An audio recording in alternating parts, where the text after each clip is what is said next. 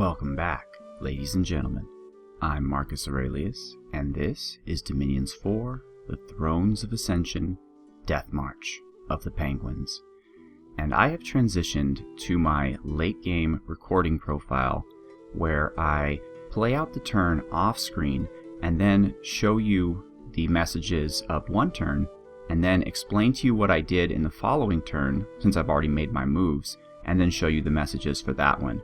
That way we get a lot more action and a lot less of me sitting around going, duh, I wonder what I should be doing next with my penguin troops. So that's how we're going to do it moving forward.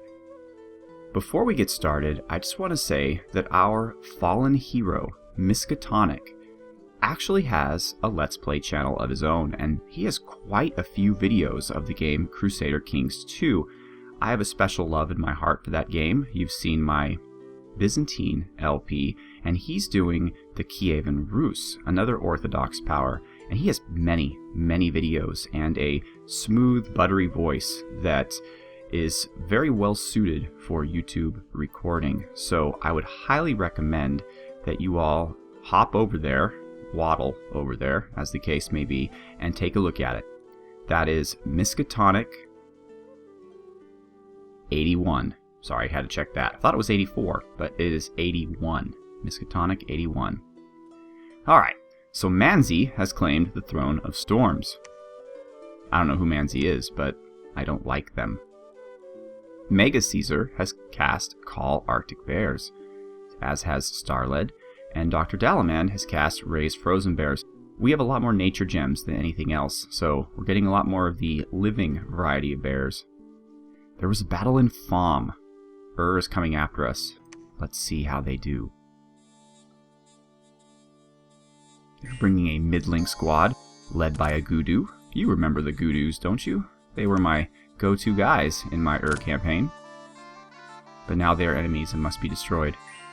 Here you can see the red throwers in action for the first time.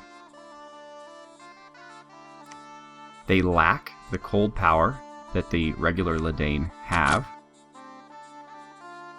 but they still have the cold magical spears.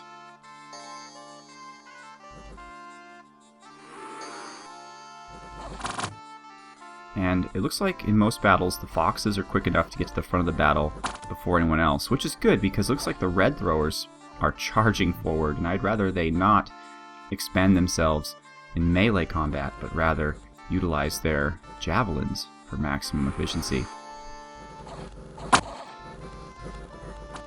Our javelins are strong though, and they are functioning quite well even against armored and shielded troops.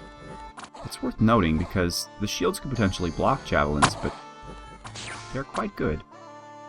Even my human province defense is acquitting themselves quite well in this battle. Next we have Avisia attacking us in Ivan Moor. And they are foolishly only sending one mage and 2 barbarians. Not entirely sure what they were thinking, but we do get to watch a Avician get mauled by a bear, which is always exciting. So let me tell you about my new favorite key command. And I didn't even know about this. I don't know how I missed this. This is so awesome. It is the I key. So if you select a province and you hit the I key, it gives you the history of that province. It kind of gives you a little flavor text that go over the scales, like, oh, people are orderly and they have lots of good luck and they smell nice and whatever. But then you also have the chronicle, and it tells you what happened in that province. So for example, this was conquered by Ledan in year 3, but it was also conquered by in the first year, conquered by Ledan in the second year, conquered back by in the third year, early summer. So if you have a province that's been changing hands quite a bit, this is going to be quite an exciting thing. And it also shows you interesting events, like for example, a handful of magic gems have been found in the prime of the season. So one thing I noticed from this is my capital has been pretty boring. We've only had a good harvest, and a summer heat has been distilled into glowing rubies, which is really crazy considering this is the capital of the eternal ice, and some random young mage is distilling fire gems, which isn't very thematic, but there you go. Alright, so let me quickly explain what I've done. We're going to have Battle Royale here in the Throne Province. I'm sending everyone. As you can see here, I'm sending a humongous army.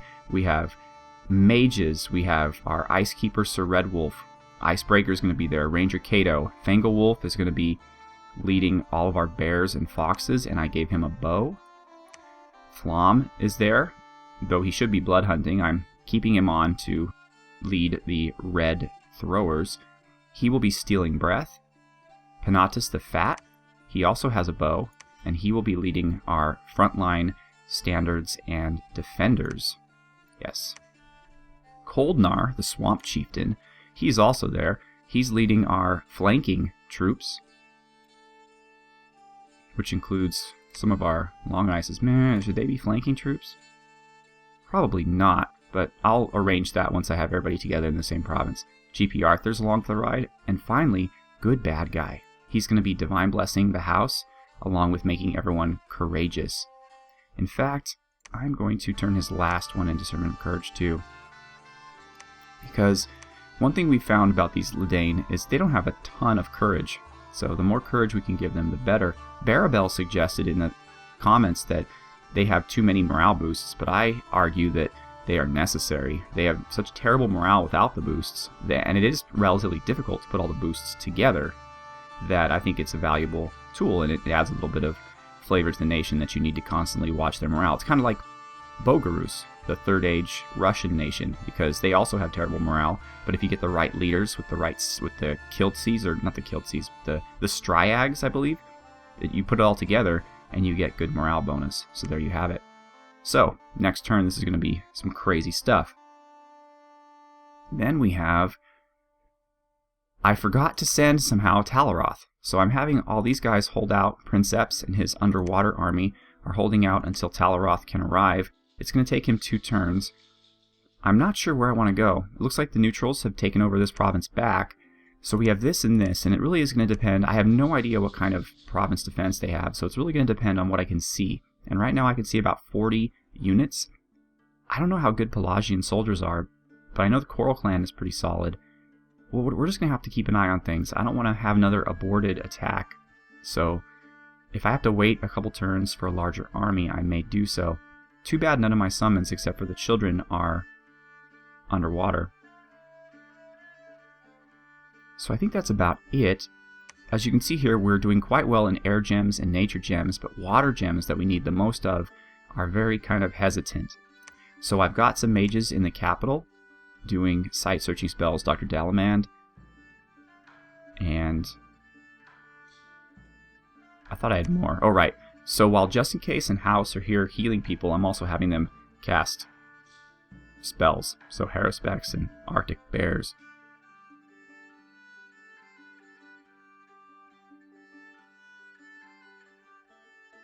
Okay, so I think we're good to go. As far as research, I'm just doing a little bit of everything. And let us end the turn. This will be the biggest battle we have seen yet as the Ledan. And hopefully, unlike the previous battles, we will actually win this one. That would be quite nice. Voice of Apsu found nothing.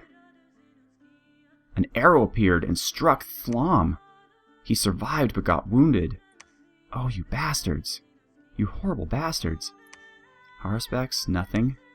Raptorian has 10 slaves, and we have 14 in Blackdale. That's not good enough. I think the unrest is too high. Our undefended province, Jereb, has been conquered by the enemy. I'll have to look at that.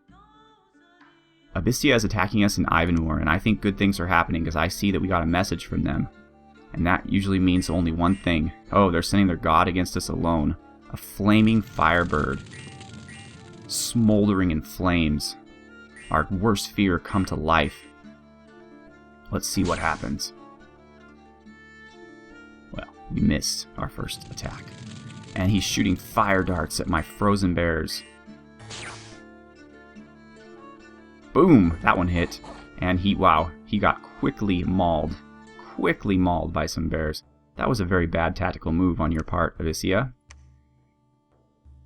And here's what we wanted to see. Osandius. Shall we triumph? Our undefended province. Okay. Here we are, everyone. The Manti and the bears are up front. Oof, they're taking some terrible hits. Bears definitely need a nature mage to cast protection on them, because just out the gate they are not very long lasting against troops that have power. But with our javelins and just the huge amount of troops that we have here, I can't imagine us losing this battle. However, some troops are already running. The bears and foxes. They've had enough. I've changed all of my battle evocations from numbness to desiccation due to some of the advice I received in the thread. It's not as pretty a spell to look at, but if it gives results, then I will be happy to have used it. This battle is absolute chaos, and we have won. But the real question is, what did we lose? Oh, we trapped some of their heavy cavalry. Look at this teeming wall of penguinity. Alright. Dardania. 100 gold. Excellent. Pymous, the Eternal Ice, foresees a major event in 6 months. The stars are right for enchantments. Well, our summoning spells are enchantments, so that is very good. We should probably research up higher so we can get some of the better summons. 6 months. That's 6 turns. Okay, of course our troops are now starting to starve because we have them all in one province. So let's first take a look at Jerib. Oh, I guess it was undefended because I had forgot to put province defense in it. That was not the smartest thing ever. Oh, you know what? Last turn I forgot to introduce you to my new Iceblood K54. And K54 is going to be setting up a blood hunting operation here in Spire Woods. We need a lab anyways to recruit more of the ice woods or wood ices. So here's Talaroth. We're going to move him over here, and we have a new battle mage, Enkidu, who will now be Azaleth. Welcome to the team, Azaleth. And we need to get him out of here quickly before he gets a disease. But I also don't... Okay, so we have a lot going on here. I don't want to necessarily abandon this province. In fact, I'm going to spend a ton of money to province defense it, even though I need that money. See, I'm a lot of money for recruitment, but it's for the best. This is renewable. And we are going to retake this province while holding on to this one. Good bad guy is going to claim the throne. Well, let's see which throne it is first. The Throne of War. Attack skill +1, morale +1. Exactly what we need. Yes, we're going to claim the Throne of War. Now, of our team, who is going to go back here? How about Penatus and Thalam? They don't have any flankers, but Coldnar and Good Bad Guy should stay here, along with the province defense. Yeah, so how is Thalam, by the way? So he was injured, but he wasn't actually injured in the sense that he didn't get an affliction. So Penatus and Thalam, Fangle, you'll stay here. You're going to go take this back from him. Okay. We have a new nature mage, disease healer too. Engai. Engai is going to be... Oh goodness.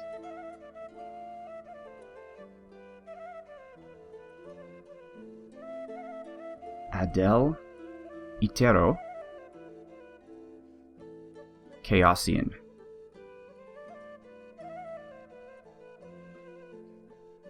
And he will be another disease healer troop. It appears that everyone's diseases have been cured, so it's time to utilize my nature mages in battle. Ooh, oh wow. They have brought a ton of troops here. They're probably going to try to conquer this province. So it might be good for me to wait and bide my time. Is there any use for a nature mage under the sea? They can cast protection, which would certainly be helpful. Is there anything else they could do, though? I'm not entirely sure. Let's take a look. So they can't quicken. They can, of course, cast protection. Can that be cast under the sea? Yes, it can. Okay. Shrink. Huh. Okay.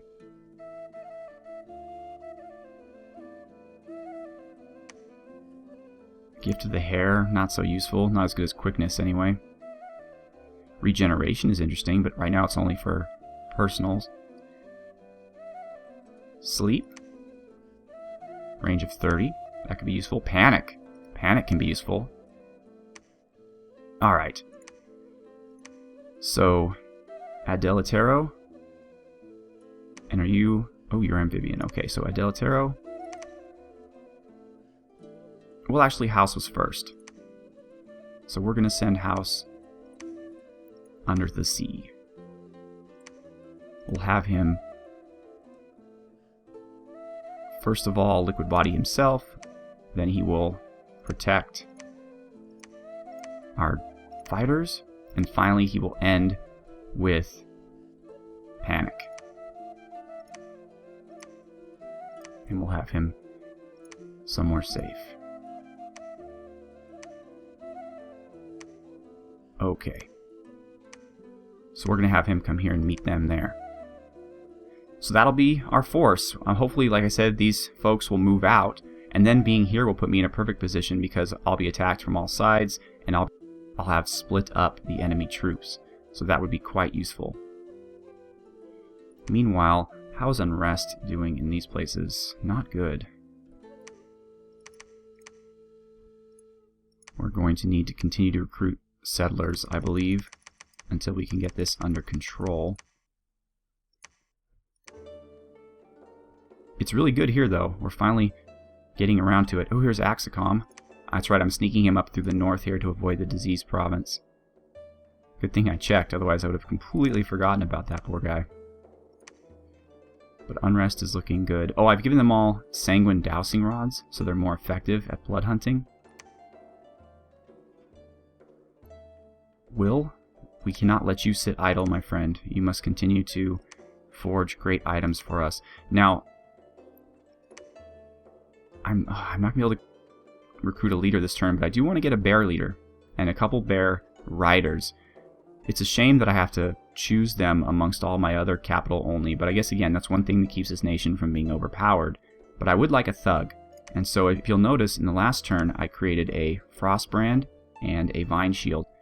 I probably also want something that provides regeneration.